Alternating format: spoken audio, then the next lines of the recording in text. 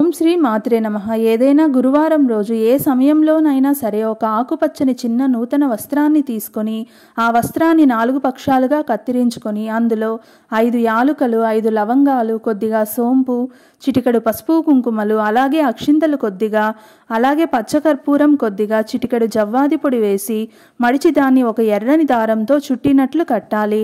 అలా చేసిన తర్వాత ఆ మూటని సంధ్యా సమయంలో ఆ అమ్మ లక్ష్మీదేవి చిత్రపటం ముందు ఉంచి దీపం వెలిగించి ఆ మూటకు ధూపం వేసి ఆ అమ్మకు సంకల్పంతో నమస్కరించి ఆ మూటను తీసి మీరు ధనం ఉంచే చోట అంటే మీ బీరువాలో కానీ లేదా మీ పర్సులో కానీ ఉంచాలి.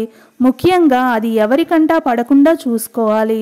ఇలా చేయడం ద్వారా అపారమైన ధన ఆకర్షణ కలిగి మీ ఇంటికి ధనం ప్రవాహంలా వస్తూనే ఉంటుంది. మీకు అనేక మార్గాల్లో డబ్బు ఆదాయం కలుగుతుంది. మరిన్ని వీడియోస్ కోసం ఛానల్ని తప్పకుండా సబ్స్క్రైబ్ చేసుకోండి.